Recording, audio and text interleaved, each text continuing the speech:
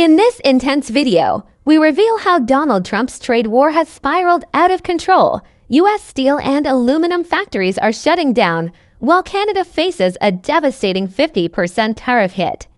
The economic fallout is monumental, and tensions between the two neighbors are reaching new heights. Has Trump gone mad, or is this part of a bigger plan? Stay tuned, because we're diving deep into the chaos, the consequences, and what it means for the future of U.S.-Canada relations. Donald Trump has always positioned himself as the dealmaker, the businessman who promised to put America first. But his aggressive tariff policies on steel and aluminum have thrown the global market into turmoil. Trump slapped a 50% tariff on Canadian steel, America's largest supplier, claiming it was to protect U.S. jobs.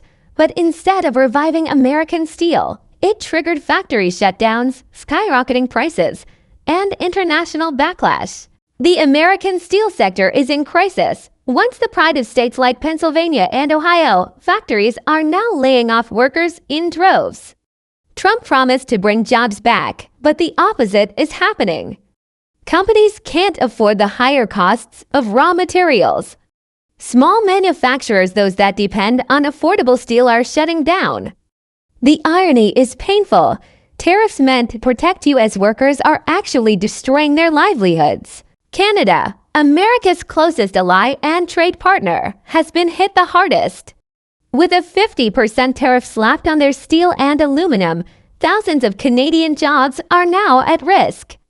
Ottawa has called this move economic warfare. And Canada isn't staying silent. They've retaliated with counter-tariffs on U.S. agriculture and consumer goods, hitting American farmers and shoppers right in the wallet. But this isn't just about numbers, it's about people. Families on both sides of the border are feeling the pinch. In the U.S., auto manufacturers face soaring costs, leading to higher car prices. In Canada, construction projects are stalling as steel imports dry up. Grocery prices climb, small businesses collapse, and ordinary workers pay the price for Trump's economic gamble. Why would Trump risk so much? His supporters argue that he's playing the long game, forcing countries to bend to America's will. His critics, however, say he's acting out of political desperation, using trade wars as a weapon to rally his base. Some analysts even suggest this is less about economics and more about Trump proving he won't back down, no matter the. Relations between Washington and Ottawa have never been this tense in decades. From NAFTA renegotiations to today's tariff war, trust is eroding fast. If this continues, the once rock-solid partnership between the U.S. and Canada could fracture, reshaping North American trade forever. So, how will this trade war unfold? Will Trump's gamble reshape global trade or leave behind nothing but broken factories and bitter allies? One thing is certain.